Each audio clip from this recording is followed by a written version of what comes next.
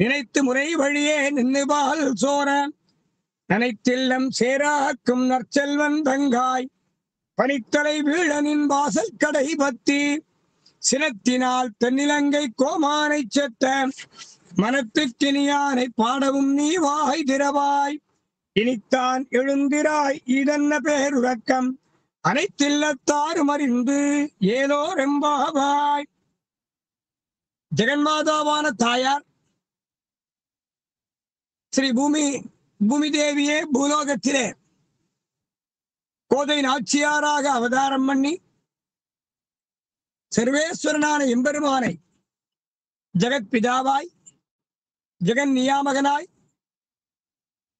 நம்மை ரட்சிக்கக்கூடிய கடமையை உடையவனான எம்பெருமானை நமக்கு காட்டிக் கொடுத்து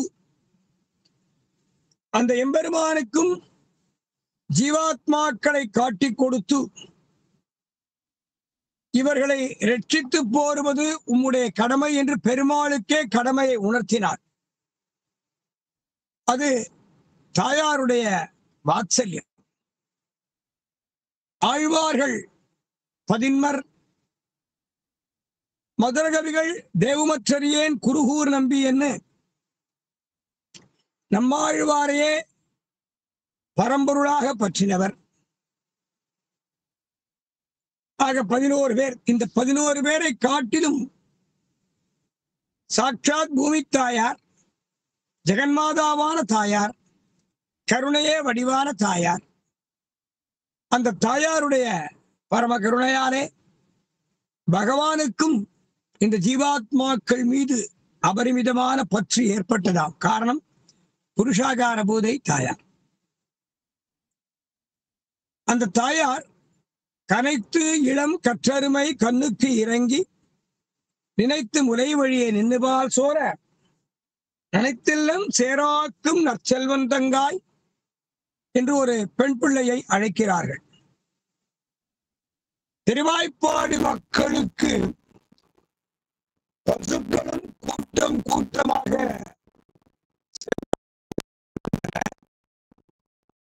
அந்த பசுமாடுகளைப் போல எருமை மாடுகளும் கூட்டம் கூட்டமாக திகழ்ந்தன. கற்று கறவை கணங்கள் என்று நேற்றைய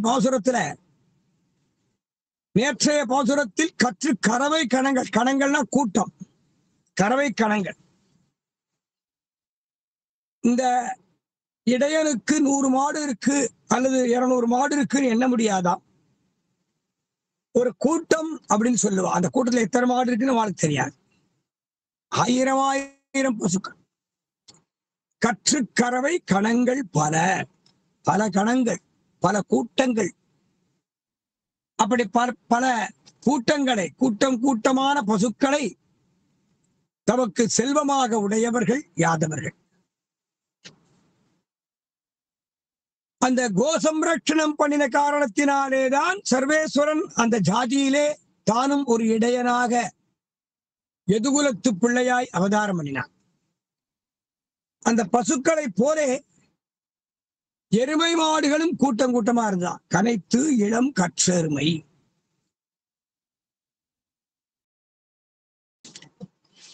இந்த பாசுரத்தாலே அழைக்கப்படக்கூடிய தோழியானவள்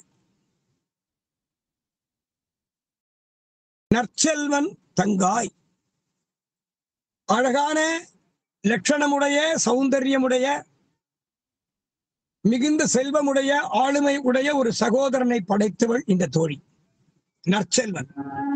செல்வன் சொன்னா போறோம், அவன் ஐஸ்வர்யவான். ஐஸ்வர்யம் மட்டும்தான் செல்வமா? பணம் காசு மட்டும் செல்வம் சொல்ல முடியாது. நல்ல ஆரோக்கியமும் செல்வம். அதுபோல ஆளுமையும் செல்வம்.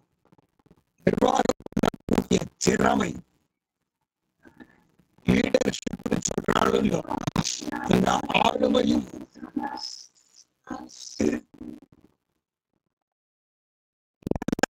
காரியங்களும், நல்ல வரவு நல்ல செலவு அத்தனையுமே செல்வம் தான். நல்ல செலவுமே செல்வம் தான்.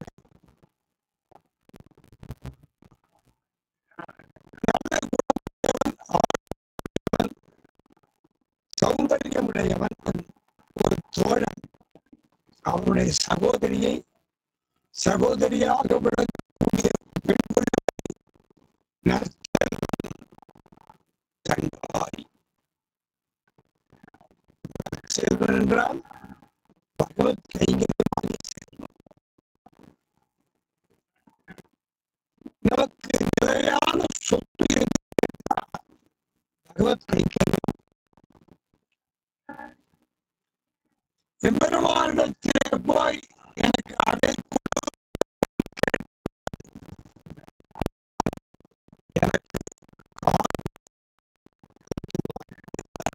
கொடுத்துருவார். அவர் பெரிய பங்களா கட்டியிருக்கார், பெருமாளை எனக்கு ஒரு பங்களா கட்டும் வாய்ப்பு கொடுத்துருவார். இந்திய நிலை அற்ற செல்வங்களை கேட்கப்படாது. பெருமானத்துல அதை கொண்டு கேட்கப்படாது. ஏன்னா நமக்கு என்ன தேவை, எவ்வளவு தேவை, எதற்காக தேவை, எப்படி தேவை, எப்போது தேவை, அது எம்பெருமானுக்கு தெரியுமே. ஒரு தாயார் தன்னுடைய குழந்தை தன் சிசுவிற்கு பசி வந்தா வயத்தை தட்டி பாப்பா, வயத்தை தொட்டு பாப்பா. அந்த குழந்தை நன்னா தூங்கும், இருக்க அந்த தொட்டில் தூளிய தூங்கும், கண்ணை இருக்க மூடின தூங்கும். அந்த வயத்தை தொட்டு பார்ப்போம்.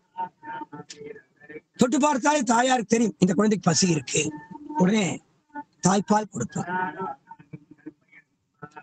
அனித்தியமான சரீரத்தை உடைய இந்த பந்துத்துவம், நிலையற்ற உறவு, இந்த ஜென்மாவிலே ஒரு நிலையற்ற உறவு தானே. இந்த ஜென்மாவிலே ஒருத்தி தாய், ஒருவன் தகப்பன், சில பேர் சகோதர சகோதரிகள், ஒரு ஸ்திரியா இருந்தால் ஒருவன் புருஷன், ஒரு புருஷனா இருந்தால் ஒருவள் மனைவி,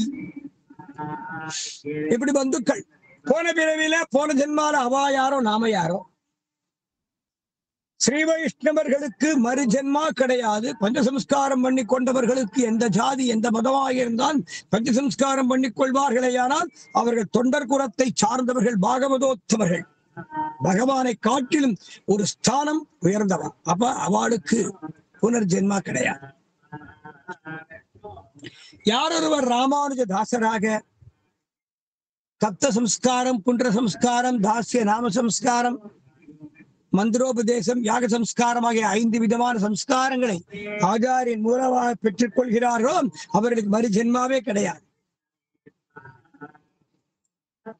அப்படி மறுஜென்மா இருந்தா யாரோ தாயார் யாரோ தகப்பனார், அப்படி ஒரு ஸ்திதி இல்லாமல் பகவான் தான் தாயார்.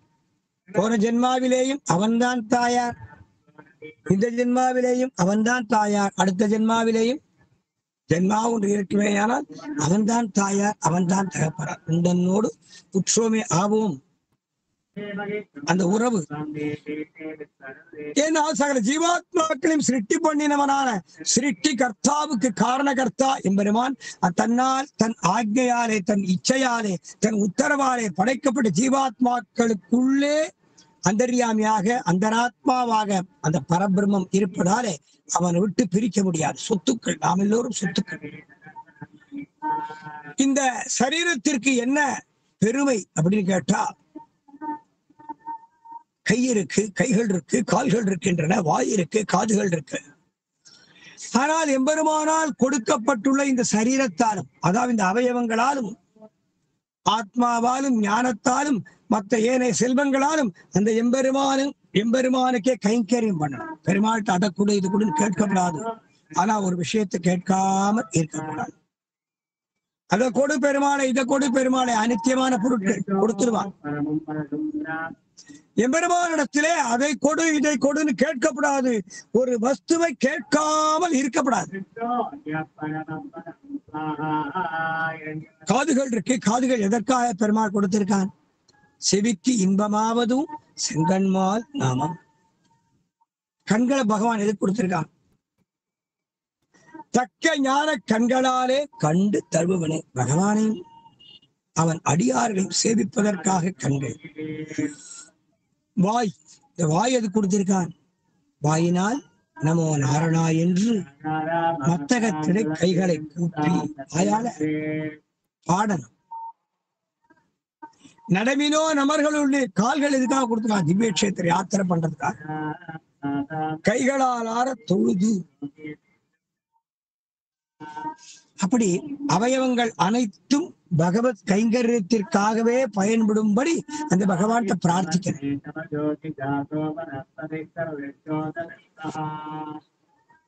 அப்போ நற்செல்வன் என்ற ஒரு சகோதரனை உடையவளான பெண் பிள்ளையை அழைக்கிறார்கள் பார்த்தோம். இந்த நற்செல்வன் அந்த யாதவ சிறுவன் எம்பெருமானால் தனக்கு கொடுக்கப்பட்டுள்ள இந்த அவயவங்களை உடைய சரீரத்தாலும் ஆத்மாவாலும் புத்தியாலும் சகலவிதமான செல்வங்களாலும் கண்ணனம் பெருமானுக்கே அடிமை பண்ணக்கூடிய உயர்ந்த கைங்கரியவன், கைங்கரியமாகிய செல்வத்தை உடையவன். அப்படிப்பட்ட கைங்கரியமாகிய செல்வத்தை உடையவனுடைய தங்கை சகோதரி அழைக்கிறார். நற்செல்வன் தங்காய். இந்த பெண் வீட்டில நிறைய எரும மாடுகள் இருக்கு, நிறைய பசுமாடுகள் இருக்கு. கன்றுகள் போட்டுட்டே இருக்கும், பாலை சொரிஞ்சுட்டே இருக்கும். மழை எப்படி பொழியறதோ பால் தன்னால பொழியும். முலைக்காம்பிலே கை வைத்து கறக்க வேண்டிய தேவையில்லாதபடி பால் பொழியறதாம். அப்ப அந்த பொழிந்த பால் அந்த கோசாலை மாடுகள் கட்டின இடம், எருமை மாட்டு கட்டுத்தரை, அங்கிருந்து இந்த பால் பெருகி பெருகி பெருகி பெருகி ஒரு வாய்க்கால், ஒரு ஓடை மாதிரி ஓடி வந்து இந்த தோழி வீட்டு வாசல்ல வந்து மண்டி கிடந்து அங்க சேரும் சகதியுமா இருக்கு. மார்கழி மாசமோ பனிகால மாசம். எழுப்ப வந்தவர்கள் நற்செல்வன் தங்காய் பனித்தலை வீழ நின் வாசல் கடைபற்றி. மேல பனி கொட்டுறது, மேலேந்து பனி கொட்டுறது. நாங்கள் உன் வீட்டு வாசல் நிற்கிறோம், மேலையும் ஜில்லுன்னு குளிர்ச்சியா பனி கொட்டுறது. கீழே உன் வீட்டு மாடுகள் தானே கறந்துள்ள பால் ஒரு நதியாக பாய்ந்து வந்து உன் வீட்டு வாசலிலே சேரும் சகதியுமா, அந்த மண்ணோட கலந்து சேரும் சகதியுமா இருக்கு. கீழையும் ஜில்லுன்னு இருக்கு, மேலையும் ஜில்லுன்னு இருக்கு. கீழையும் குளிர்ச்சியா இருக்கு, தலையும் குளிர்ச்சியா இருக்கு. உள்ளந்தான் குளிர்ச்சியா இல்லை. அதுக்கு என்ன காரணம் தெரியுமா? உன்னுடைய சாநித்தியம், உன்னுடைய சன்னதி. நீ வந்து இங்க சேரல, உன்னுடைய சங்கம் இங்க கிடைக்கல, சத்சங்கத்திலே நீ சேரல. சேர்ந்தா உள்ளமும் குளிர்ந்து. உன்னுடைய பிரிவாலே நாங்கள் துன்பப்படுகிறோம். நற்செல்வன் தங்காய் பனித்தலை வீழ நின் வாசல் கடைபத்தி என்று அந்த வாசலில் உள்ள தண்டியல், போதியல்னு சொல்லுவான். எல்லா ராத்திலையும் வாசல தூண்கள் இருக்கும், அந்த ஒரு வாரம் இருக்கும். அந்த தூண்கள் மேலே 4 பக்கம் 4 கொஞ்சம் எக்ஸ்டென்ஷன், அது போதியல்னு சொல்லுவான். தண்டியல் உன் வாசல் கடை பற்றி, போதியலை பற்றி. உன்னை அழைத்து பகவத் சம்பந்தமாகிய இந்த பெரிய சமுத்திரத்திலே ஸ்நானம் பண்ண வேண்டும் என்பதற்காக உன்னை அழைத்து செல்வதற்காக உன் வீட்டு வாசலிலே மண்டி கிடக்கின்றோம் என்று சொல்கிறார். பனித்தலை வீழ நின் வாசல் கடைபத்தி நனைத்து இல்லம் சேராக்கும் நற்செல்வன் தங்காய். உன் வீட்டு வாசல்லையும் மாடுகள் பொழிந்த பாலாலே சேரும் சகதியுமா இருக்கு, குளிர்ச்சியா இருக்கு. மேலேயோ பனி பொழியறது. ஆக நாங்கள் அந்த குளிர், அந்த குளிரிலே விடவிடக்கும் குளிரிலே துவண்டு கிடக்கின்றோம் என்று இவர்கள் உள்ளே இருக்கக்கூடிய பெண் பிள்ளையை அழைக்கிறார்கள். உள்ளே இருக்கக்கூடிய பெண் பிள்ளை கேட்டார், சரி நீங்க எதற்காக என்ன அழைக்கிறேன், எதற்காக என்ன அழைக்கிறேன், நான் வந்து என்ன பண்ணணும் என்று பதில் கேட்கிறேன். அதற்கு அழைக்க வந்த பெண்கள் சொன்னான், சினத்தினால் தென்னிலங்கை கோமானை செத்த மனத்துக்கு இனியானை பாட. சினத்தினால் பெருமாள் சக்கரவர்த்தி திருமகன் கோபத்தோட ராவணனை சம்ஹாரம் பண்ணாராம். என்ன கோபம் சக்கரவர்த்தி திருமகனுக்கு? என்ன கோபம்னா, தன்னுடைய பத்தினி, தன்னுடைய பிராட்டி சீதா தாயாரை அபகரிச்சுண்டு போனது சக்கரவர்த்தி திருமகன் கோபம் இல்லையா? சீதா தாயாரை ராவணன் அபகரிச்சுண்டு போயிட்டான், அது கோபம் கிடையாது.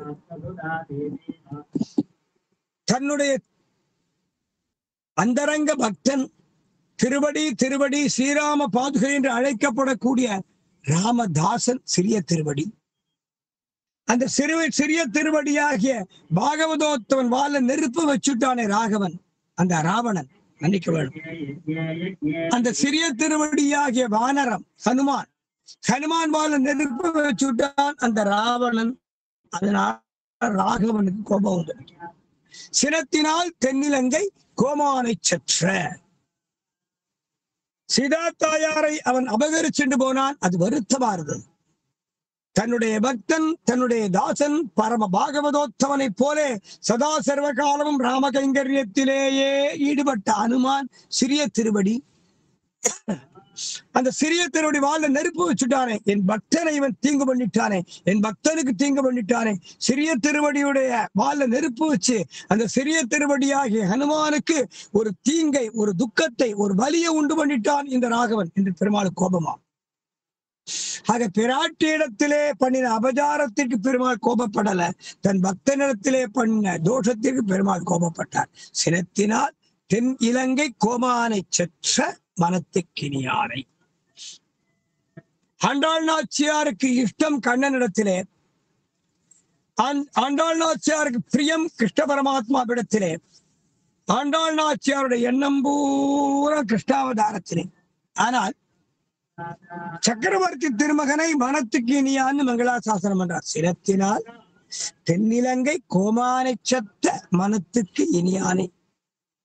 சினத்தினால் தென்னிலங்கை கோமானை சற்ற மனத்துக்கு இனியான். தென்னிலங்கை கோமான்னா ராவணன். சினம் கோபம். தன்னுடைய பத்தினி சீதா தாயாரை அபகரிச்சுட்டு போனான். அது கோபம் கிடையாது ராமனுக்கு.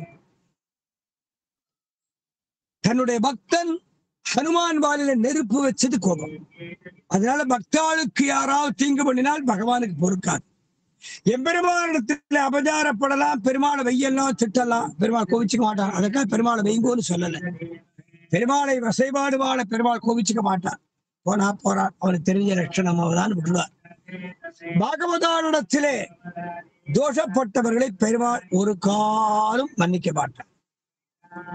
பாகவதானத்தில் அபயாரப்பட்டவாளை எம்பெருமான் ஒரு காலம் மன்னிக்க மாட்டான்.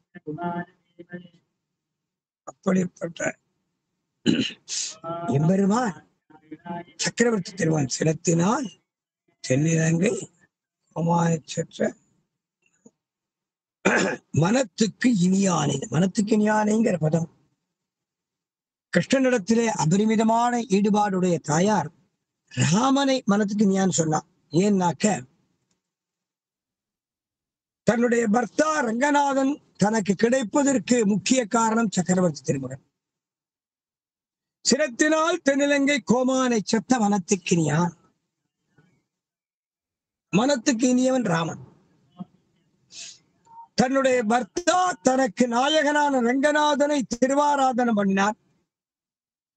ரங்கநாதனுக்கு இக்ஷ்வாகு குலதனம்னு பேர். இக்ஷ்வாகு மன்னர்களுக்கு குலதனம், குல தெய்வம் ரங்கநாதன். சூரிய வம்சத்தை சேர்ந்தவர்களுக்கு குலதெய்வம் திருவரங்கத்து பெருமாள். சந்திர வம்சத்தை சேர்ந்த யாதவர்களுக்கு குலதெய்வம் திருமாலின் சோலை அழகன். சூரிய வம்சம், சந்திர வம்சம். சக்கரவர்த்தி திருமகளுடைய வம்சம் சூரிய வம்சம். யதுகுலம், யயாதி யதுகுலம் சந்திர வம்சம். சூரிய வம்சத்துக்கு குலதெய்வம் ரங்கநாதன், அவனுக்கு இக்ஷ்வாகு குலதனம்னு பேர். சந்திர வம்சத்திற்கு குலதெய்வம் திருவாரூரின் சோலை அழகர். அப்படிப்பட்ட எம்பெருமானை சினத்தினால் தென் இலங்கை கோமானை செத்த மனத்துக்கு இனியவனான ராமனை அப்படிங்கிறார் ஆண்டாள் நாச்சியார். மனத்துக்கு இனிய ராமனை பாடவும் நீ வாய்திரவாய். ராமாவதாரம் பூர்த்தியாக முக்கிய காரணம் என்ன? யாருக்காக? பிள்ளையே இல்லாத தசரதனுக்கு பிள்ளை பேரு சந்தான பிராப்தத்தை உண்டு பண்ணுவதற்காக ராமாவதாரமா? கிடையாது. விஸ்வாமித்திர யாக சம்ரட்சணத்திற்காக ராமாவதாரமா? அது முக்கிய காரணம் கிடையாது. தண்டகாரண்யத்திலே ரிஷிகளுக்கு தீங்கு பண்ணினவர்களான அசுரர்கள் அழிச்சானே, அது முக்கிய காரணமா? அது கிடையாது. ஜடாயு மகாராஜருக்கு பிரம்மமேத சம்ஸ்காரம் பண்ணினான் சக்கரவர்த்தி திருமகன். தான் இன்னார்னு பார்க்காமல்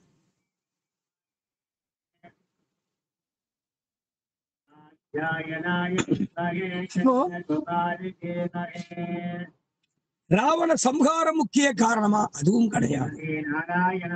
விபீஷண பட்டாபிஷேகம் பண்ணி வச்சானே, அது முக்கிய காரணமா? அதுவும் கிடையாது. சீதா கல்யாணமும் முக்கிய காரணம் இல்ல. வனவாசம் முக்கிய காரணம் கிடையாது. தண்டகாரண்யத்திலே ரிஷிகளுடைய யஜ்ஞ சம்ரட்சணம் முக்கிய காரணம் கிடையாது.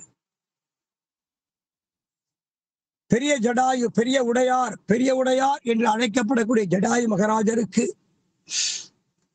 உயர்ந்த சம்ஸ்காரம் பண்ணினான், அது ஒரு காரணம் தான். இது ஒரு முக்கிய காரணம் கிடையாது. விபீஷண ஆழ்வாருக்கு எண்ணிலங்கு நாமத்தளவும் அரசு, விபீஷண நம்பிக்கு எண்ணிலங்கு நாமத்தளவும் அரசுன்னு ராஜ்யாபிஷேகம் பண்ணி வச்சானே, அது ஒரு காரணமா? அது ஒரு காரணம் தான், முக்கிய காரணம் கிடையாது. ராவண சம்ஹாரம் முக்கிய காரணமா கிடையாது. ஏன்னா சத்தியலோகத்திலேருந்து ரங்கநாத பெருமாள் பிரம்மாவுக்கு அனுகூலமான வார்த்தை சொல்லி பிரம்மாவிடத்திலே பிரியாவிடை பெற்று, ஏ கருடா, ஏ பக்ஷிராஜா, இந்த ஸ்ரீரங்க தாமத்தை, இந்த ஸ்ரீரங்க கஷேத்திர தாமம், ஸ்ரீரங்க தாமம், இந்த ஸ்ரீரங்க தாமத்தை கங்கைக்கரைக்கு எழுந்தருள பண்ணி கொண்டு போ. கங்கைக்கரையில இக்ஷ்வாகு மன்னன் தபசு பண்றார். இக்ஷ்வாகுடைய தபசிற்காக நான் பூலோகத்துக்கு போறேன். இக்ஷ்வாகு தபசுங்கிற ஒரு காரணம் தான், வெளிப்படையான காரணம். ஆனா உள்நோக்கம் ஒரு மிக விசேஷமான தர்மம் இருக்கு.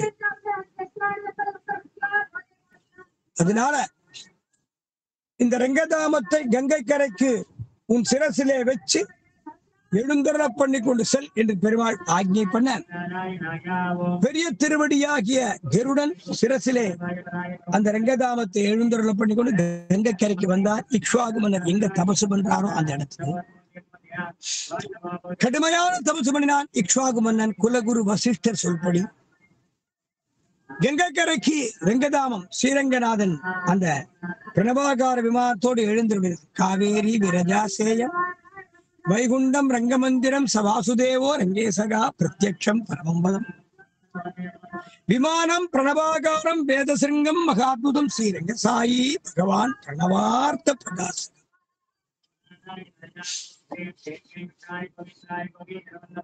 ஸ்ரீவைகுண்டத்திலே விரஜா நதி, அந்த விராஜா நதியை போல பரம பவித்திரமான ஒரு நதி இருக்கு. கங்கையை விட பவித்திரம் சரையூ நதி. அந்த கங்கை கரைக்கு ரங்கநாதன் புறப்பாடுகின்ற கங்கை கரைக்கு வந்திருக்கார். எல்லைக்கரை மண்டபம் அதான், அதை தாண்டி வடநாடு போல அதான் எல்லைக்கரை. கங்கை கரைக்கு வந்துட்டார். இக்ஷ்வாகு மன்னன் கண்களை மூடிட்டு தபசு பண்றான். குலகுரு வசிஷ்டர், இக்ஷ்வாகு கண்ணை திறந்து பார், நீ எதற்காக தபசு பண்ணியோ அப்படிப்பட்ட ரங்கநாதன் எழுந்தருளிட்டான். கண்ணை முடிச்சு பார். கண்ணை முடிச்சு பார்த்தா சாட்சாத் ரங்க பிரபு. ரங்கநாதா ரங்கநாதா ரங்கநாதா ரங்கநாதன் ரங்கநாதன் தானே தோன்றிய பெருமாள் சுயம்பு. ஸ்ரீ ரங்கநாதோ பகவான் பிரணவார்த்த பிரகாசகான் கொண்டாடப்படக்கூடிய அங்கு ஓரெழுத்து ஓரொரு ஆனவன் அந்த எம்பெருமான். அங்கு ஓரெழுத்து ஓரொரு ஆனவனேங்கிறார்கள் ஆழ்வார். அந்த ரங்க பிரபு கங்கைக்கரைக்கு வந்தான். இக்ஷ்வாகுமன் சேவிச்சான். அந்த பெருமாளை அப்படியே அழைச்சிட்டு போய் சரையூ நதிக்கரையில எழுந்தருள பண்ணி பெரிய ஆலயம் கட்டினான். கைங்கரியபரர்களுக்கெல்லாம் பெரிய பெரிய அரண்மனைகள் கட்டி கொடுத்தான். பெருமாளுக்கு ராஜபோகமா திருவாராதனை நடந்தது. ஸ்ரீவைகுந்தத்தை காட்டிலும் க்ஷீராப்தியை காட்டிலும் இந்திரலோகம் பிரம்மலோகம், பிரம்மலோகத்தை காட்டிலும் ஆக க்ஷீராப்தி ஸ்ரீவைகுந்தம் பிரம்மலோகத்தை காட்டிலும் சரையூ நதிக்கரையில அயோத்தியா என்ற நிகரில்லாத க்ஷேத்திரம். அயோத்தியா தனக்கு நிகரில்லாத க்ஷேத்திரம் அயோத்தியா. அந்த அயோத்தியாவிற்கு ஒரு நல்ல காலம் வந்து கொடுத்தனா உலகத்துக்கு நல்ல காலம். அந்த அயோத்தியாவுக்கு ஒரு உயர்ந்த கௌரவம், உயர்ந்த ஸ்தானம், உயர்ந்த பெருமை, சாநித்தியம் கிடைச்சுடுத்து. அப்படி அந்த அயோத்தியாவிற்கு ஒரு புனர் பிரதிஷ்டை, அந்த அயோத்தியா நகருக்கு ஒரு புனர் பிரதிஷ்டா வைபவம் கண்டறக்கூடிய வாய்ப்பு கிடைச்சுடுத்து. இந்த லோகத்திற்கு நல்லது. அந்த அயோத்தியா நதிக்கரையில ரங்கநாதன் பல 1000 வருஷம் எழுந்தருடைய இருக்கான். இக்ஷ்வாகு மன்னன் கைங்கரியம் பண்றான். அந்த இக்ஷ்வாகு மன்னனுக்கு பிறகு அவன் வம்சத்தவர்கள் கைங்கரியம் பண்றான். தசரத மகாராஜா கைங்கரியம் பண்றான். தசரதனுக்கு பிறகு சக்கரவர்த்தி திருமகன் ராமச்சந்திரமூர்த்தி, ரகுநந்தனன், சீதா நாயகன் கைங்கரியம் பண்றார். பெருமாள் அவதாரம் பண்ணி யுவாவாக இருந்து வில்வித்தை வேத அத்தியனம் பண்ணி தனுர்வேதம் வில்வித்தை கத்துண்டு குருகுல வாசம் பண்ணி பாடம் முடிஞ்சது. அயோத்தியா நகரத்திலே இளவரசராக ராஜாக்கு பின்னாடி இருந்துண்டு அப்புறம் தண்டகாரண்யத்து ரிஷிகள் யஜ்ஞ சம்ரக்ஷணம் பண்ணி சீதா தாயார கல்யாணம் பண்ணிண்டு சீதையை பிரிஞ்சு வனவாசம் போய் ஜடாயு மகாராஜருக்கு உயர்ந்த சம்ஸ்காரம் பண்ணி விபீஷணனுக்கு சரணாகதி கொடுத்து அபயம் கொடுத்து சுக்ரீவ பட்டாபிஷேகம் பண்ணி வச்சு தர்பாரண்யத்திலே தபசு பண்ணி இலங்கைக்கு அணை கட்டி இது விலங்கை ஈடழிய கட்டிய சேதின் உலகே கொண்டாடும்படி அணை கட்டி இலங்கைக்கு போய் ராவணனை சம்ஹாரம் பண்ணி விபீஷண ஆழ்வானுக்கு பட்டாபிஷேகம் பண்ணி வச்சு இதெல்லாம் சின்ன சின்ன காரணம். மீண்டும் அயோத்திக்கு வந்து பட்டாபிஷேகம் பண்ணிட்டார். இப்போ மதுரையில இருந்து டெல்லிக்கு எக்ஸ்பிரஸ் ட்ரெயின்ல போறோம். மதுரை தாண்டினும் திண்டுக்கல் ஜங்ஷன் வருது, திருச்சி ஜங்ஷன் வருது, அதுக்கப்புறம் விருதாச்சலம் வருது, விழுப்புரம் வருது, செங்கல்பட்டு தாம்பரம் வருது, டெல்லி சென்னை வருது, அப்புறம் குண்டூர், அப்படி எத்தனையோ ஊர் கடைசியா டெல்லி போகும். அது மாதிரி கிளம்பின இடத்திலேருந்து போய் சேர வேண்டிய டெஸ்டினேஷன், அந்த டெஸ்டினேஷனை தான் சொல்லுவார். நடுவில் வந்த ஊர்களை பார்த்து சொல்ல மாட்டாங்க. லக்னோ போறேன்னு சொல்லுவாடா, வரங்கல் போறேன்னு சொல்லுவாடா, சொல்ல மாட்டான். அதுபோல ராமாவதாரத்திற்கு முக்கிய காரணம் ஆண்டாள் நாச்சியார். எப்படி எண்ணில் சக்கரவர்த்தி திருமகன் இலங்கைக்கு போய் ராவண சம்ஹாரம் பண்ணி விபீஷண பட்டாபிஷேகம் பண்ணி வச்சு மீண்டும் அயோத்தியாவிற்கு வந்து ராஜ்யாபிஷேகம் பண்ணிண்டான். அயோத்தியா மக்கள் பிரார்த்தனைப்படி சக்கரவர்த்தி திருமகன் ராஜ்யாபிஷேகம் பண்ணிண்டான். ராஜாவா பட்டாபிஷேகம் பண்ணினான். பட்டாபிஷேகத்திற்கு வந்திருந்தவ அத்தனை பேருக்கும் நிறைய வெகுமதி கொடுத்தான். அதுபோல தன்னுடைய சகாக்கள் சுக்ரீவ மகாராஜர், விபீஷண ஆழ்வான், சிறிய திருவடி எல்லாருக்கும் பெருமாள் கிஃப்ட் கொடுக்கிறார், பரிசு. விபீஷணனை கூப்பிட்டார். தன்னுடைய திருவாராதன பெருமாள் ரங்கநாதன் அந்த கோவிலாழ்வார் ரங்கதாமத்தோடு கூடிய தன்னுடைய திருவாராதன பெருமாளான ரங்கநாதனையே விபீஷணன் கொடுத்தார். யாராவது கொடுப்பாளா? பெருமாளுக்கு உள்ள திருவுள்ளம். பெருமாளை போல ஒரு வள்ளல் பார்க்க முடியாது, வள்ளலை பார்க்க முடியாது. ஆண்டாள் நாச்சியார் சொன்னார், தெல்லியார் பலர் கைதொழும் தேவனார் வள்ளல் மாலிரும் சோலை மணார். திருமாலிரும் சோலை அழகர வள்ளல்னு சொன்னார். பெருமாள் 6 அவதார சம்பந்தங்களை உடையவர். திருமாலிரும் சோலை அழகர், குழல் அழகர், வாய் அழகர், கண் அழகர். இந்த அழகு அழகுன்னு சொன்னா அந்த அழகிற்கே லட்சணம் அழகர்.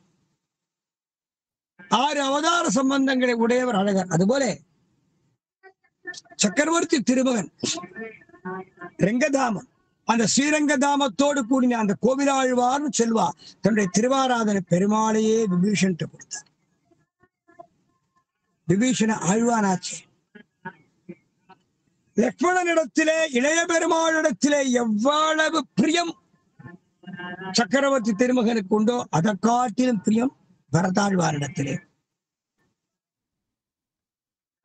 பரதாழ்வானிடத்திலே எவ்வளவு பிரியம் பெருமாளுக்கு உண்டோ அதை காட்டிலும் பிரியம் சத்ருக்ன ஆழ்வானிடத்திலே. சத்ருக்ன ஆழ்வானிடத்திலே எவ்வளவு பிரியம் உண்டோ அதை காட்டிலும் அதிகமான பிரியம் சிறிய திருவடியினிடத்திலே. சிறிய திருவடியினிடத்திலே எவ்வளவு பிரியம் உண்டோ அதுபோல பிரியம். ஏன்னா அதை காட்டிலும் பிரியம் சொல்ல வழி கிடையாது, பிரசக்தி கிடையாது.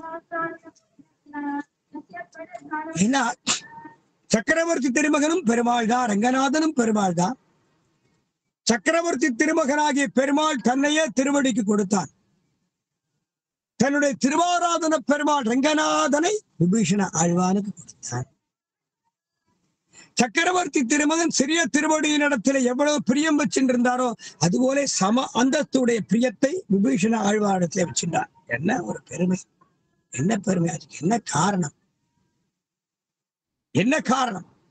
இன்னைக்கு கனைத்திடம் கத்தெருமை ராமாவதார வைபவத்தை சொல்ல வேண்டிய பாசுரம், சோபனகிருது வருஷம், குருவாசரம், புனர்பூச நட்சத்திரம் எல்லாம் சேர்ந்து அமையறது. அதோடு ராமன் வனவாசம் பண்ணினான். நாமும் ஒரு சின்ன கிராமத்திலே திருமாலிரும் சோலை அழகருடைய பக்தர்கள், திருமாலிரும் சோலை அழகருடைய பக்தர்கள், அவர்கள் தங்கள் குல தேவதை, அவளுக்கு கிராம தேவதை, அவெல்லாம் விவசாயிகள், காட்டு விவசாயிகள், காட்டு தேவதைகள். இந்த தேவதைகளுக்கெல்லாம் அதிபதி அழகர் சுந்தரராஜ பெருமாள். ஹரி கோவிந்தா அப்படின்பா, ஹரி கோவிந்த சுவாமி, ஹரி ஹரி. அந்த ஹரி கோவிந்த சுவாமியுடைய பக்தர்கள் அவர்கள் அந்த கிராம தேவதைகளுக்கு ஒரு பிரீத்தி பண்றா. அதற்கு முன்பு அழகரை சேவிப்பார். அந்த அழகருடைய பக்தர்கள் உள்ள கிராமத்திலே அந்த கிராம தேவதைக்கு அவர்கள் வழிபாடு செய்வதற்கு முன்பு அழகரை நினைச்சு சேவிப்பார். அந்த சின்ன கிராமம் காட்டு பகுதி மாதிரி இருக்கும், எங்க பார்த்தாலும் சுத்தி பச்சை பசேர்னு இருக்கும் அந்த கிராமம். இன்னைக்கு சக்கரவர்த்தி திருமகனுடைய வைபவம், புனர்வசு நட்சத்திரம். பெருமாள் கையில தனுசு இருக்கு, வில்லு. இந்த மாசமும் தனுசு மாசம், தனுர் மாசம். நட்சத்திரம் புனர்பூச நட்சத்திரம், சக்கரவர்த்தி திருமகன் நட்சத்திரம். பாசுரமும் கனைத்து இளம் கற்றருமை கன்றுக்கு இறங்கி நினைத்து முறை வழியை நின்னுபால் சோர நினைத்தில்லம் சேராக்கும் நற்செல்வன் தங்காய். சினத்தினால் தென்னிலங்கை கோமானை செத்த மனத்துக்கு இனியான் ராமன். அந்த ராமனை பாடக்கூடிய ராம பக்தை போன்ற ஒரு தோழியை அழைக்கிறார்கள் அப்படின்னு பார்த்தோம். அந்த ராம பக்தை, ராமதாசி, அவள் ராமனிடத்திலே பிரீதி உடையவள். சினத்தினால் தென்னிலங்கை கோமானை செத்த மனத்துக்கு ஞான். கோமான், தென்னிலங்கை கோமான் ராவணன். ராவணனை கோபத்தோடு சம்ஹாரம் பண்ணினான் சக்கரவர்த்தி திருமகன். என்ன கோபம்? சீதா தாயாரை அவன் அபகரிச்சுட்டு போனானே, அது கோபமானா? அது கிடையாது. சிறிய திருவடி தன்னுடைய தாசன், தன்னுடைய பக்தன் ஹனுமான் வாழ நெருப்பு வச்சுட்டான். தன் பக்தனுக்கு தீங்கு பண்ணியதாலே சக்கரவர்த்தி திருமகன் கோபம் வந்தது. அதுதான் சினத்தினால் கோபம். சினத்தினால் தென்னிலங்கை கோமானை செத்த மனத்துக்கு இனியாரு. தன் பக்தர்களிடத்திலே யார் யாரெல்லாம் பாபம் பண்ணுவார்களோ அவர்களை அழிப்பதிலே சங்கல்பம் கொண்டு கங்கணம் கட்டின்றிருப்பானாம் ராமன். பெருமாளுடைய சுபாவம். பெருமாளுக்குன்னு விரோதிகள் யாரும் கிடையாது. தன் பக்தாளுக்கு யாரு விரோதிகளோ அவ பெருமாளுக்கு விரோதிகள். அதுபோல விபீஷண ஆழ்வான் பெருமாளுக்கு பிரியமானவன். தன்னுடைய அண்ணா ராவணன் தாயாரை போலே அழகான சௌந்தர்யமுடைய ஒரு பெண்ணை அபகரிச்சுன்னு வந்துட்டானாமே, கேள்விப்படுறான். அசோகவனத்திலே சிறை வச்சிருக்காராமே, அசோகவனத்துல சிறை வச்சிருக்காராமே என்று இந்த விபீஷணன் என்ன பண்ணான்? யாருக்கு தெரியாமல் ஒளிஞ்சு ஒளிஞ்சு ஒளிஞ்சு அசோகவனத்துக்கு போறான். அங்கே நிறைய குறுக்கத்தி பூ செடிகள் இருக்கு, குறுக்கத்தி புஷ்ப செடி. அதுல ஒளிஞ்சுட்டு ரொம்ப உட்கார்ந்து ஒளிஞ்சுட்டு அந்த செடி அடர்த்தியா இருக்கு. நிமிர்ந்து நின்று பார்க்க முடியாது, கப்பும் களையுமா இருக்கும்.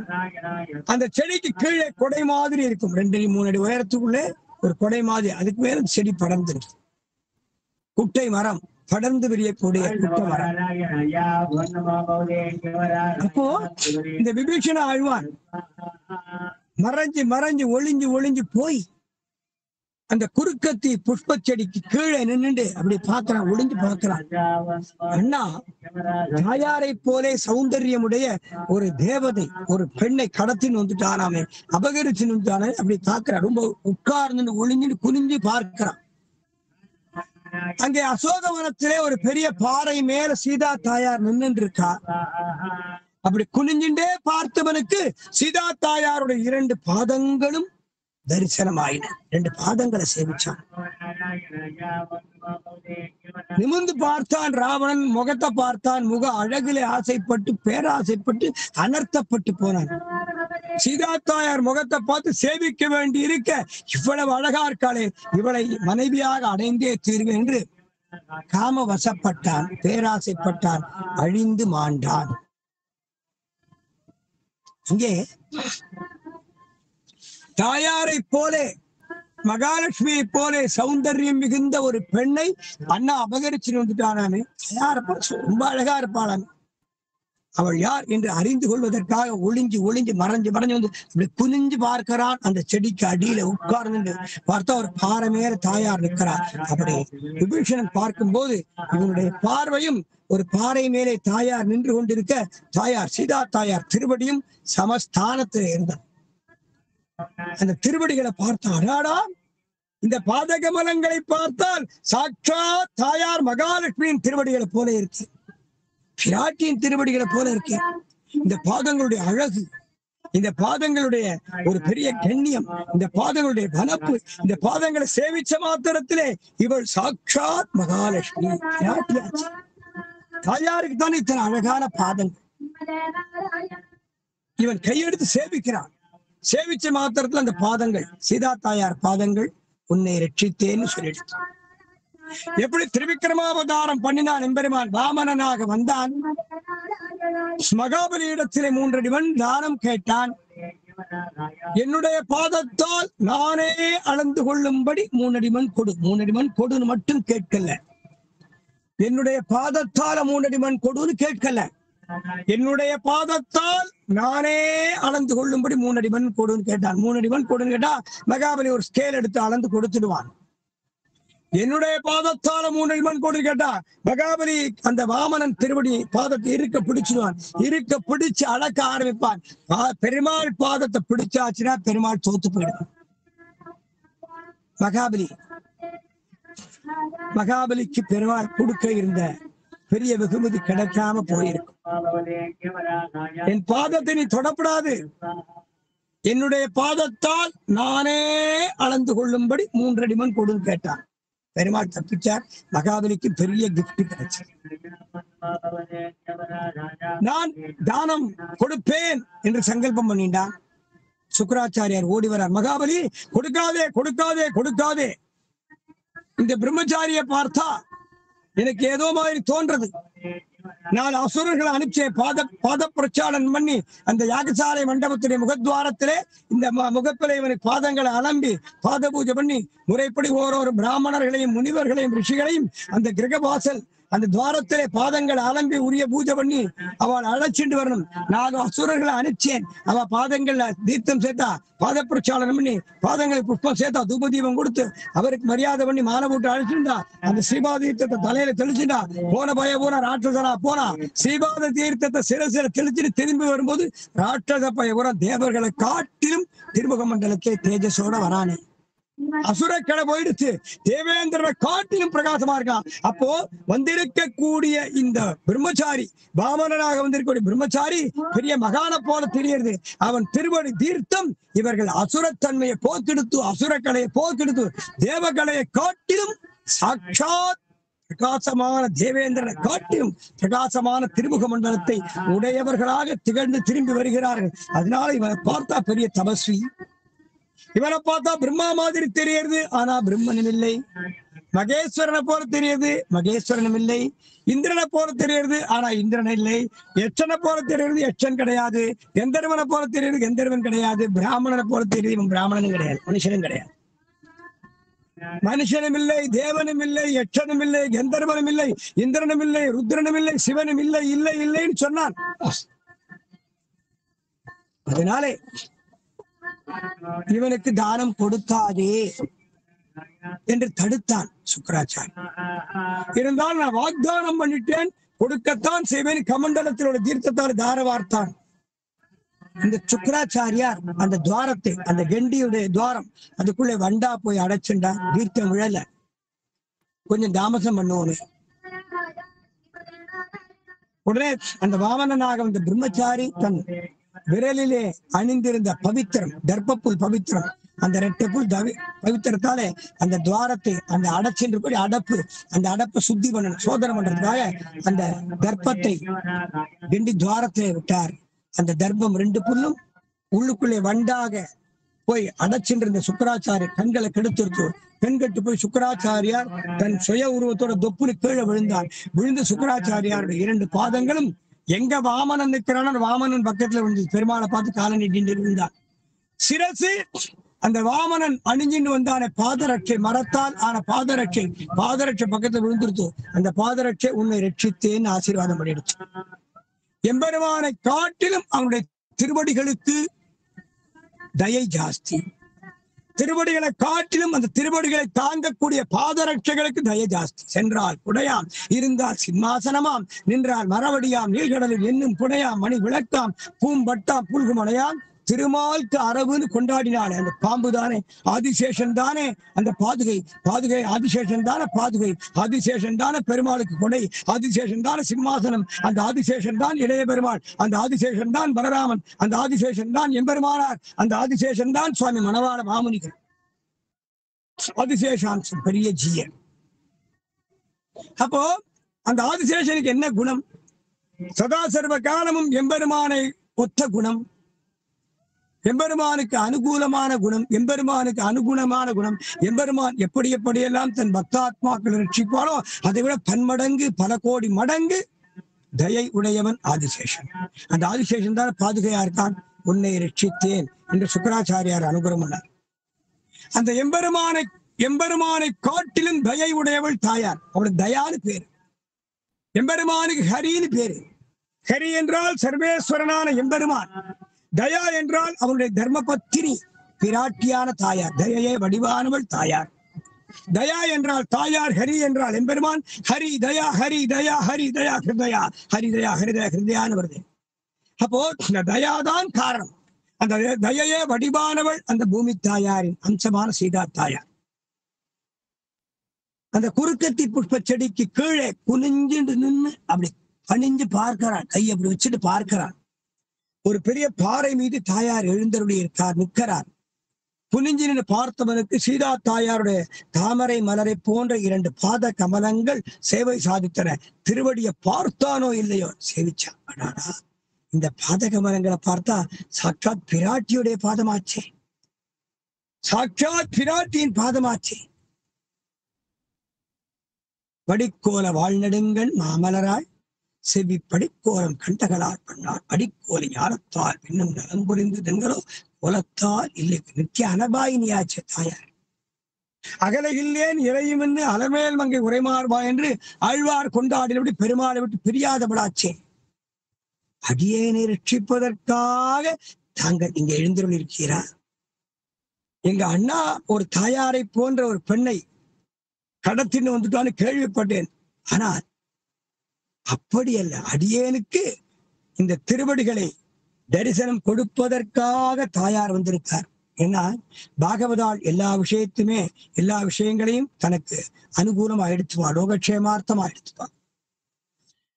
சின்ன கல் தடிக்கு கீழே விழுந்தா கூட அந்த இடத்துல யாரோ பாகவத கீழே விழுந்திருப்பார். அந்த பாகவதர் என்ன சுவாமி கீழே விழுந்துட்டா விழல, அங்க யாரோ ஸ்ரீவைஷ்ணவா திருவடி தூசி இருக்கு, அது சிரசில படணும். அதனால பெருமாள் அப்படி போகும்போது கல்லாலை தடுக்கி விட்டார், கீழே விழுந்தா திருவடி தூசி அடி தலையில பட்டது என்று எல்லாவற்றையும் நல்லதா எடுத்துப்பான், பாசிட்டிவா எடுத்துப்பான். தாயாருடைய பாத கமலங்களை பார்த்தான். இந்த பாத கமலங்களை பார்த்தா பிராட்டியுடைய திருவடியா தெரியறது. அப்ப இது பிராட்டியுடைய திருவடியாக இருக்கு. அதனால இவள் சாட்சாத் தாயார், இவருடைய பர்த்தா ராமபிரான் சியத்பதியான எம்பெருமான். தாயார் திருவடிகளை பார்த்து ராமபிரானை எம்பெருமான் தெரிஞ்சான் அந்த விபீஷணன். தாயார் திருவடி கடாட்சத்தாலே விபீஷண ஆழ்வான் ஆனான்.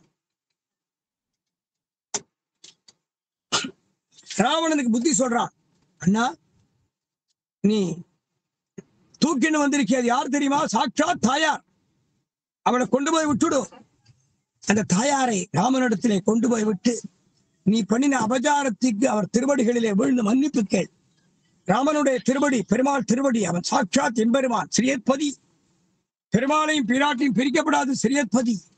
அந்த மிதுனத்துக்கு தோஷம் ஏற்படுத்தக்கூடாது ஸ்ரீயத்பதி அந்த எம்பெருமான். அவன் திருவடிகள்ல போய் விழுந்து மன்னிப்பு கேட்டு சேவி.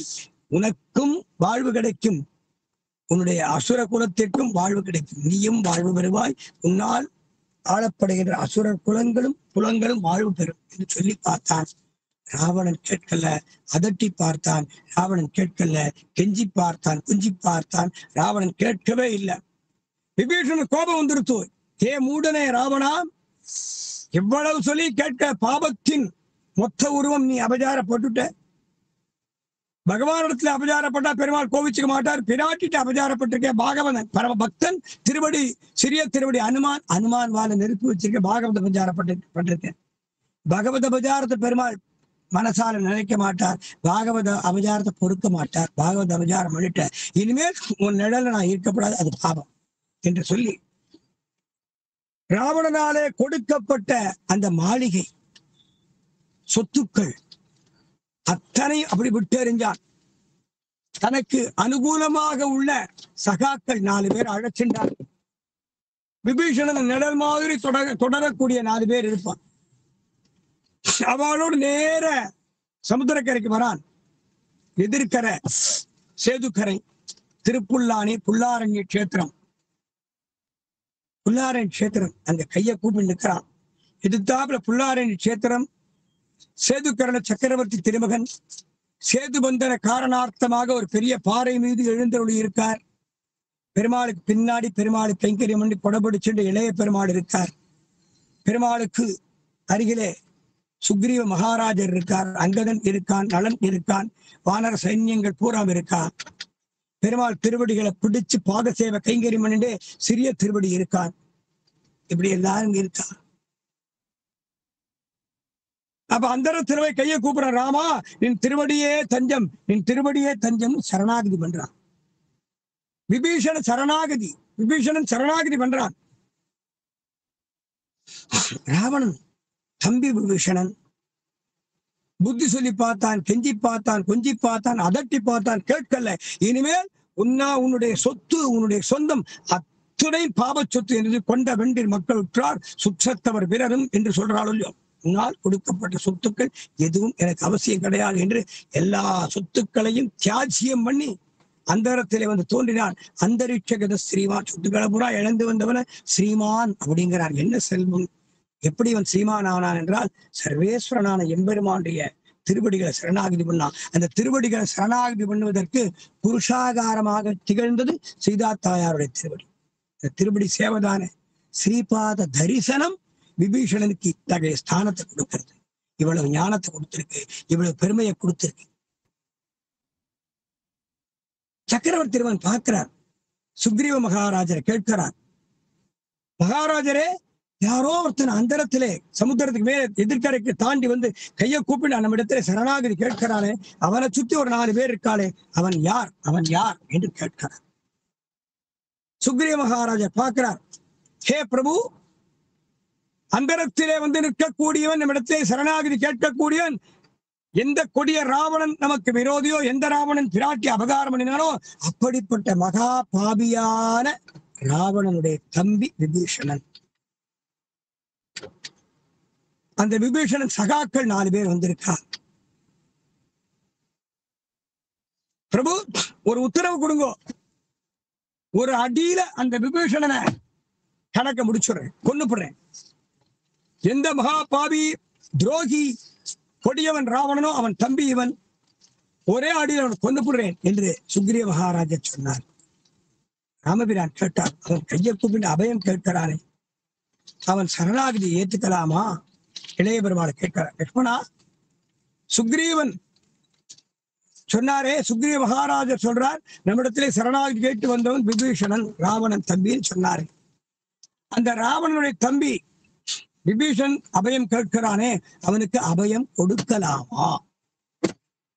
இளைய பெருமாள் சொன்னார், பிரபு வேண்டாம் பிரபு, எந்த ராவணன் கொடியவனோ அவன் தம்பி ஒரே ஒரு உத்தரவு கொடுங்க, ஒரே பானத்துல அவன் கதையை முடிச்சுடுறேன். கழுத்த தலையை சீவி அக்கறையில கொண்டு போய் ராவணன் கொண்டு போய் போடுறேன்.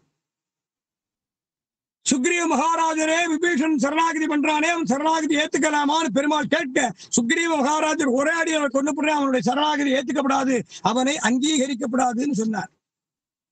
விபீஷணத்துல கேட்டார், அவனும் ஒத்துக்கல்ல. சுக்ரீவ மகாராஜரிடத்திலே கேட்டார், அவரும் ஒத்துக்கல்ல. அங்கதன், நலன், ஜாம்பவான் யாருமே விபீஷணனை ஏற்றுக்கொள்ளவே இல்லை. எல்லார்ட்டையும் பெருமாள் கேட்டார், எல்லோரிடத்திலையும் கேட்டார். எல்லோரும் சொன்ன ஒரே வார்த்தை, விபீஷணனை அங்கீகாரம் பண்ணக்கூடாது. சிறிய திருவடிட்டு கேட்கல, கீழே குனிஞ்சு பார்க்கிறார். பெருமாளுடைய பாதங்களை பிடிச்சு விட்டு இருக்கார். ஹனுமான் சிறிய திருவடி கண்ணார்ந்து பார்க்கிறார் பெருமாளை. ராமபிரான் கீழே குனிஞ்சு ஹனுமான் முகத்தை பார்க்கிறார். உடனே ஹனுமான் அந்த திருவடியை இருக்க பிடிச்சு விட்டு விபீஷன் சிரசை பார்த்தான், பெருமாள் திருவடியை பார்த்தான்.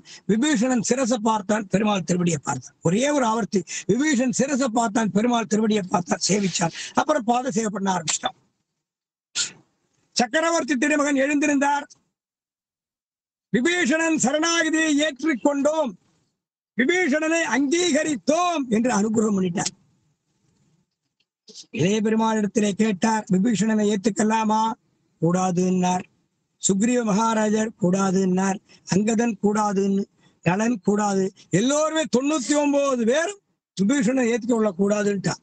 ஆனால் சிறிய திருவடி இடத்திலே, ஹே ஹனுமானே, விபீஷண சரணாகதியை ஒத்துக்கொள்ளலாமா, ஏற்றுக்கொள்ளலாமா, விபீஷணனுக்கு அங்கீகாரம் கொடுக்கலாமான்னு கேட்கவும் இல்லை. வாயை திறந்து கேட்கல.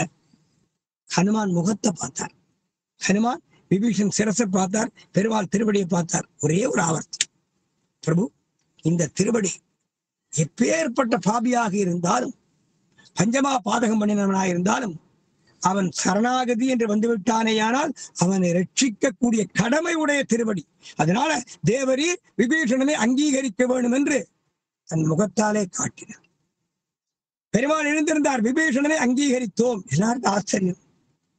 நம்மகிட்ட கேட்டாரே, நம்ம எல்லாரும் ஒரே வார்த்தை சொன்னோம், ஜனநாயகம் அங்கதானே இருக்கு. எங்க ஜனநாயகம் இருக்கு? சக்கரவர்த்தி திருமகன் ஜனநாயகத்துக்கு முன்னோடி. தான் நினைச்சா விபீஷணனை அங்கீகரித்தோம் சொல்லி இருக்கலாமே. சுக்ரீவ மகாராஜரிடத்திலே கேட்டார், லக்ஷ்மணனிடத்திலே கேட்டார், ஜாம்பவானிடத்திலே கேட்டார், அங்கதனிடத்திலே கேட்டார், எல்லாரிடத்திலையும் கேட்டார். யாருமே ஒத்துக்கல. ஹனுமானிடத்திலே கேட்கல, வாயை திறந்து கேட்கல. ஹனுமான் விபீஷணன் சிரசை பார்த்தார், பெருமாள் திருவடியை பார்த்தார், முடிஞ்சது. சரணாகதி அங்கீகரிக்கப்பட்டது. பெருமாள் திருவுள்ளத்துல என்ன இருக்குங்கிறது திருவடிக்கு தெரியறது. திருவடி என்ன சொல்லுவாரோ அதை கேட்பதுங்கிறது பெருமாள் சங்கல்பம். அப்ப பெருமாளுக்கே அப்படி ஒரு சங்கல்பம் இருந்தா, தாயாருடைய திருவடியை சேவிச்ச விபீஷணன் ஆச்சு. எப்பேற்பட்டவன் விபீஷணன்? விபீஷணஸ்து தர்மாத்மா. தர்மாத்மா எதனால தர்மாத்மா? ராவணன் நல்ல பலமா இருக்கான்.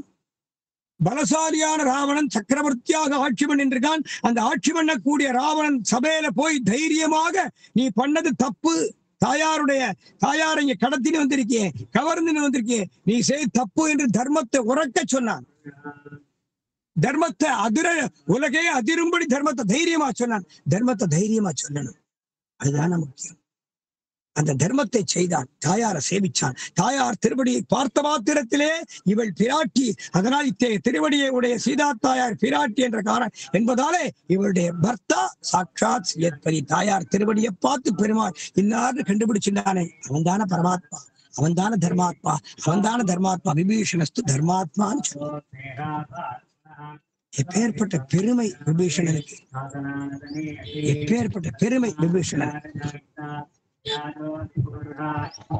அப்படிப்பட்ட கைங்கரியமாகிய செல்வத்தை உடைய ஒரு எதுகுலத்து பிள்ளை அவருடைய சகோதரியை நற்செல்வன் தங்காய் சினத்தினால் தென்னிலங்கை கோமானை செத்த மனத்துக்கு இனியானை ஆடவும் நீ வாய்கிறவாய் இனித்தான் எழுந்திராய் ஈதன்ன பேருறக்கம் அனைத்தில்லத்தாரும் அறிந்து என்று அழைக்கிறார்கள்.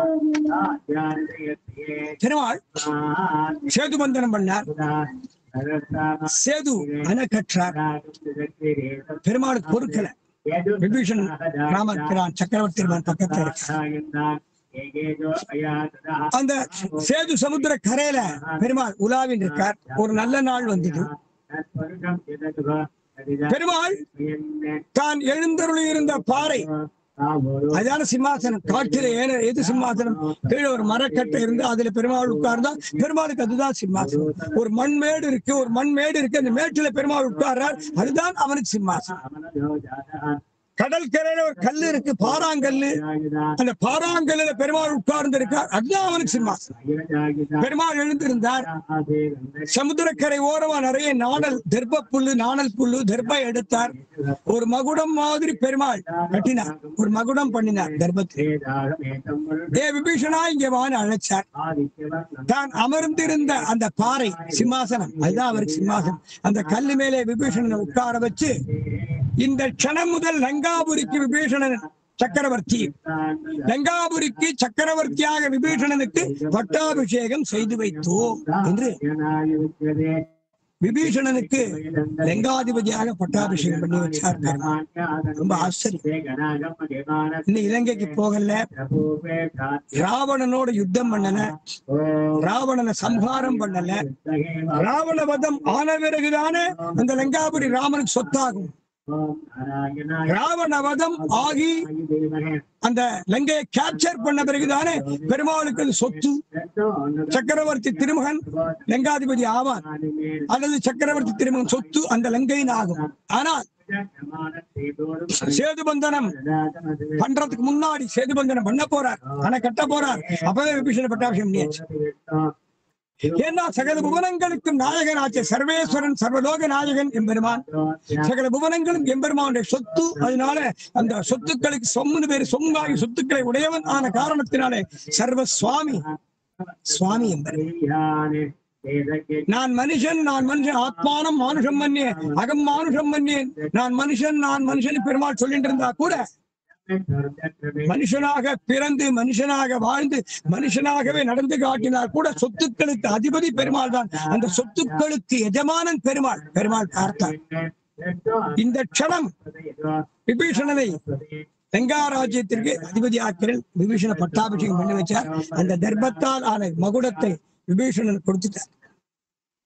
விபீஷணன் ராஜாவாகிட்டார். மெதுவா சுக்ரீவ மகாராஜர் வந்தார். ஹே பிரபு, அவசரப்பட்டுட்டீரே. ஏன்னா சுக்ரீவ மகாராஜர் கொஞ்சம் பயம், விபீஷணன் ஏதாவது பண்ண போறாங்க. பரம பக்தன் விபீஷணன். மெதுவா பெருமாட்ட வரார். ஹே பிரபு, தேவரீர் லங்காபுரிக்கு விபீஷணனுக்கு லங்காபுரிய தேவரீர் விபீஷணன் கொடுத்து லங்காபுரிக்கு ராஜ்யாதிபதியாக விபீஷணனுக்கு பட்டாபிஷேகம் பண்ணி வச்சுட்டீரே. தேவரி நம்ம இலங்கைக்கு அணை கட்டி சேதுபந்தனம் பண்ணி இலங்கைக்கு போயிடுறோம், லங்காபுரிக்கு போயிடுறோம். ராவணன் ஓடி வந்து இப்ப விபீஷணன் சரணாகதி பண்ணதை போல ராவணன் ஓடி வந்து தேவர் திருவடிகளில் விழுந்து சேவிச்சு சரணாகதி பண்ணினால் நீர் என்ன பண்ணுவீர்? இப்படி இக்கட்டான சூழ்நிலை வந்து கொடுத்து லங்காதிபதி ராவணனே மனம் திரும்பி வந்து ஓடி வந்து தேவரின் திருவடிகள்ல சரணாகதி பண்ணால் நீ ராவணனுக்கு எதை கொடுப்பீர் என்று கேட்டார் சுக்ரீவ மகாராஜர். பெருமாள் கொஞ்சம் கூட சலனப்படல. சுக்ரீவ மகாராஜரே, ஒருவேளை ராவணன் மனம் திரும்பி சரணாகதி பண்ணுவானேயானால் அவனை என்னுடைய அயோத்தியா மாநகரத்திற்கு பட்டாபிஷேகம் பண்ணி வைத்து அயோத்தியாதிபதி ஆக்குவேன், அயோத்திய ராஜ்யாதிபதி ஆக்குவேன். இந்த மனசு யாருக்கு வரும்? இந்த மனசு யாருக்கு வரும்? தன்னுடைய தேசத்தை இழந்து தன்னுடைய தாயார் தகப்பனாரை விட்டு பிரிஞ்சு பிரியமான ஜனங்களை விட்டு பிரிஞ்சு நடந்த கால்கள் நொந்தவோ என்று வனத்தில் நடந்து வந்த காட்டிலேயும் பிராட்டிய பிரிஞ்சு கால்கள்ல பாதங்கள் நோகும்படி கல்லும் முள்ளும் குத்தி மெல்லனை மேல் கண்டுயின எம்பி ராமாவோ என்று கல்லணை மேல் கண்டுயில கற்றனையோன்னு கதர்றாரே ஆழ்வார். வெறும் கட்டாந்தரையில படுத்துண்டு. இப்படிப்பட்ட குணம் யாருக்கு வரும்? எதற்காக பெருமாள் இவ்வளவு கஷ்டங்களை அனுபவிச்சான் என்றால், தர்ம சம்ஸ்தாபனார்த்தாயா சம்பவாமி, தர்மத்தை ரட்சிக்கணும். தர்மத்தை ரட்சிக்கக்கூடிய கடமை உடையவன் எம்பெருமான். ஆக தர்ம சம்ஸ்தாபனார்த்தமாக எம்பெருமான் பல கஷ்டங்களை அனுபவிச்சான். அப்படி மனுஷால் படக்கூடிய கஷ்டங்களை தானும் பட்டு அனுபவிச்சு காட்டின படாதன் பட்டு மனிதர்காய் சொல்றார்கள். கற்பாரி ராமபிரானை எல்லால் மற்றும் கற்பரோ புற்பா முதலா புல்லரும்பாரி உன்னியே நற்பால் அயோத்தியில் வாழும் சராசர முத்தமும் நற்பாலுக்கு உயிர்த்தது. நற்பாலுக்கு உயிர்த்தனல் நான்முகனார் பெற்ற நாட்டுடைய அப்படிப்பட்ட குணம் பெருமாள். ஒரு க்ஷணம் பொறுக்கப்படாது விபீஷண சரணாகதி பண்ணிட்டான். என்னைக்கு சரணாகதி பண்ணிட்டானோ அவன் ராஜா. பெருமாளை சரணாகதி பண்ணியாச்சுன்னா அவன் ராஜா. எப்பேற்பட்ட சக்கரவர்த்தியாக இருந்தா தான். அப்படிப்பட்ட விபீஷண மகாராஜா, விபீஷணனை மகாராஜா ஆக்கினான். யாருக்கு அந்த குணம் வரும்? பற்றுடை அடியவர்க்கு எளியவனாச்சு. ராஜாதி ராஜாக்களுக்கெல்லாம் தான் ராஜாவாக இருந்தாலும் சர்வ சுவாமியாக இருந்தாலும் தன் அடியார் தன் பக்தர்கள் தன் திருவடிகளை சரணாகி பண்ண பாகவதோத்தவர்களுக்கு பகவான் அடிமையாச்சு. இப்படிப்பட்ட அடிமையை பார்க்க முடியுமா? அவனுடைய எளிவரும் இயல்பு, சர்வ சுலபன், அவனுடைய வாத்சல்யம், பக்திக்கு அடிமை என்று அவன் சொன்ன வார்த்தையை ஓரொரு விஷயத்திலேயும் நிரூபணம் பண்ணினான். இடைச்சிக்கு கால் பிடிச்சு விட்டான்.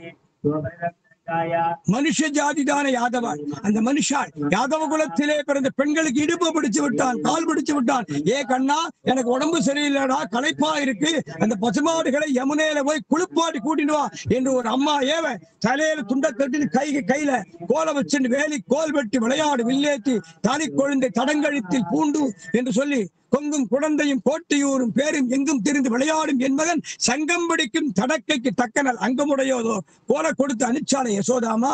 அந்த கம்ப வச்சுட்டு மாடு மேய்க்கனா போனான். பரபிரம்மமாச்சு. ஒரு பரபிரம்மம் மாடு மேய்க்கணுமா? ஒரு பரபிரம்மம் இடைச்சி பாதத்தை பிடிச்சு விடணுமா? ஒரு பரபிரம்மத்தின் முதுகுல ஒரு யாதவ பையன் ஏறி அங்க அண்ணார்ந்து பார்க்கிறான். அப்போ தன்னை தாழ விட்டுண்டான் பெருமாள். எதற்காக தாழ விட்டான்? அந்த யாதவாள் யஜ்யங்கள் பண்ணானா, யாகங்கள் பண்ணானா, பல ஆயிரம் வருஷங்கள் தபசு பண்ணினாளா, மூச்சை பிடிச்சிட்டு பட்டினி கிடந்தாளா, காட்டுல உள்ள இலத்தலையில சாப்பிட்டு தபசு பண்ணாளா? கிடையாது. கோ சம்ரட்சணம் பண்ணினார்கள். கண்ணனுக்காகவே பிறந்து கண்ணனுக்காக வாழ்ந்து கண்ணனை தெய்வமாக பார்க்காமல் தன் வீட்டு பிள்ளையாக பார்த்து ஒரு பெற்ற தாயார் தான் பெற்ற குழந்தை சிசு மீது எவ்வளவு அபிமானமாக இருப்பாளோ அப்படி தாய்ப்பாசத்தை பொழிந்த காரணத்தினாலே இந்த எம்பெருமான் அடிமைப்பட்டான். அடிமை சாசனம் எழுதி கொடுத்துட்டாங்க. ஏய் கண்ணா, இங்க வா, நிறைய தயிர் இருக்கு கடை, என்னால கடை தயிர் கடை கடைஞ்சாரு. என்ன கடைஞ்சார்? தேர் ஓட்டினானே, டிரைவர் வேலையா அவனுக்கு தேவை. தேர் ஓட்டினானே, தூது போனானே, எவ்வளவு பெருமை.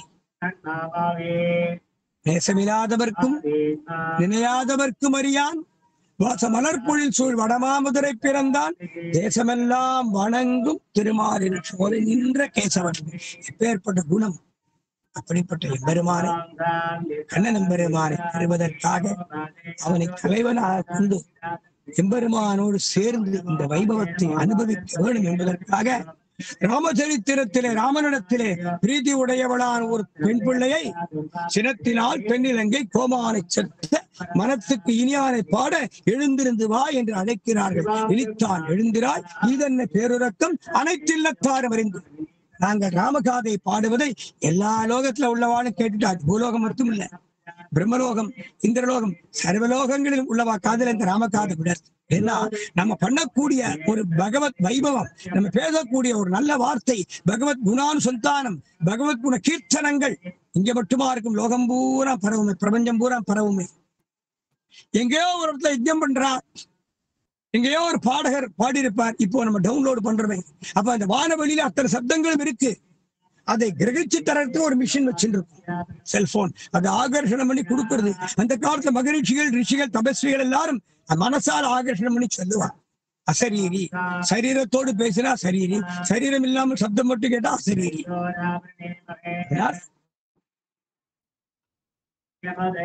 கண்ணனம் பெருமானை தலைவனாக கொண்ட திருவாய்ப்பாடி குழந்தைகள் உலகம் வாழ்வதற்காக அந்த பாவை விரதத்தை மேற்கொண்டு அந்த விரதத்திற்கு தலைவனாக கண்ணனை பெற்று அந்த விரதத்தாலே நாடு வாழ பாடுபடுவதே என்ற உயர்ந்த நோக்கத்தோடு இனித்தான் எழுந்திராய் ஈது என்ன பேருரக்கம் அனைத்தில்லத்தாரும் அறிந்து என்று அந்த பெண் பிள்ளையையும் அழைக்கிறார்கள் என்று தாயாருடைய திருவாக்கு.